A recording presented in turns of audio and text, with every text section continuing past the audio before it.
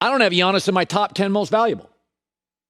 I'll give you my list. Tell me where I'm wrong. Number 1. Kevin Durant. 32 a game, 55% shooting. He is unstoppable. He is the greatest 6'11 and a half, 7-foot offensive player that's not back to the basket. I mean, he's Dirk Nowitzki, but significantly better. He's the best player left. He's the most valuable player. Let's be honest. He gets hurt, they're not winning the championship.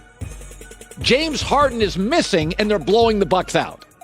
So when it comes to postseason, I like Harden, but Harden has never been a great postseason player. KD, unlike Harden, does not need the whistle.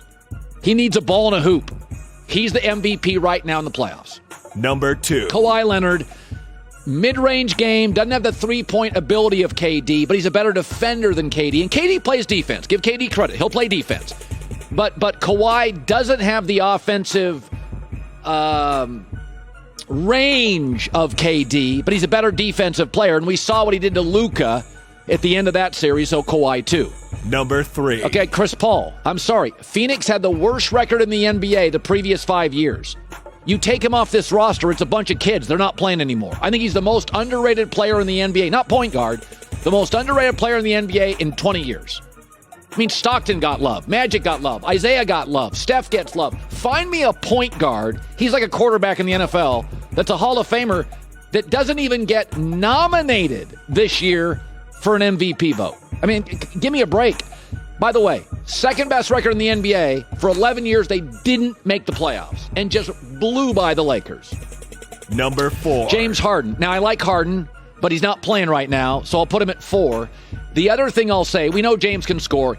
He's a little dependent on the whistle, so that's why I think KD in the playoffs is more valuable than Harden is. Harden was more valuable in the regular season than KD was.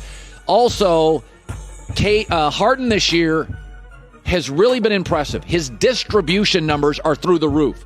So James Harden has done something I really appreciate. He sensed the room, smart enough to see, hey, they don't need all my scoring. What they need is my distribution here too, and he's done it. So Harden I have at 4. Number 5. Not Kyrie, Donovan Mitchell. Donovan Mitchell's the only active player to average 20 points a game in the playoffs each of the first 4 years in the NBA. So he was good when he came into the league, but he's also a very willing defender. He is also the team leader. So they don't have a second scorer on this team that can give you 25 a night guaranteed.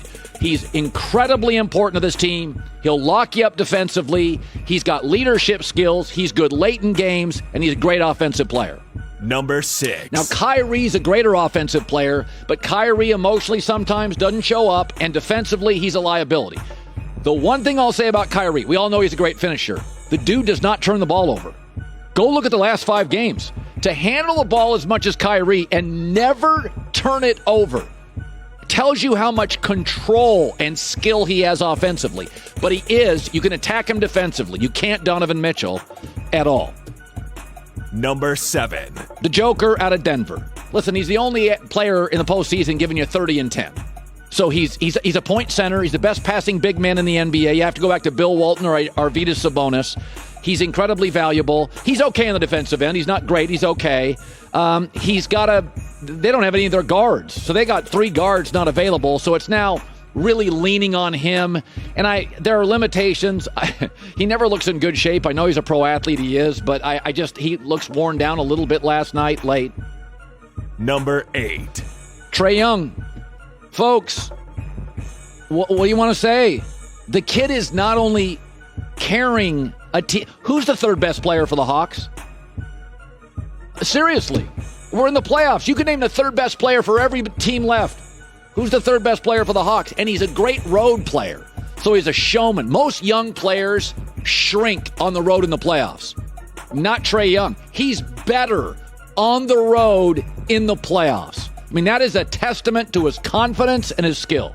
Number 9. Devin Booker. Again, you'd say Devin's better than Trae, but Devin Booker could not carry his franchise to the second round of the playoffs without Chris Paul. Devin's a great player. Now, the West is tougher than the East. He's a tremendous offensive player. He'll body up defensively. Not a great defensive player, but he's got pride. He'll play some defense. He also had 47 points in the closeout game against the Lakers. I love that. It was a stand-up moment. Step on the throat of the Lakers. He did 47 points, so he is number 9. Number 10. Joel Embiid. Say what you want. He's the closest thing we have to Shaq. Torn meniscus. He gets docked a little bit because he played great and couldn't beat Trae Young. That's why I put Trae Young ahead of him. Trae Young played great. Embiid played great. Embiid's got better teammates. Trae Young won. That's why he's ahead of him. Now, where's Giannis on this? Where do you want me to put Giannis? And I'm not anti-Giannis, but where do you want me to put him in terms of value? Late in games, none of these players late in games I feel are a liability. Giannis is with 4 minutes to go. Hi, everybody. Thanks for watching. Subscribe here to get the latest from the show. Also, be sure to check out more of the best clips from The Herd or go watch a few segments from other shows on FS1.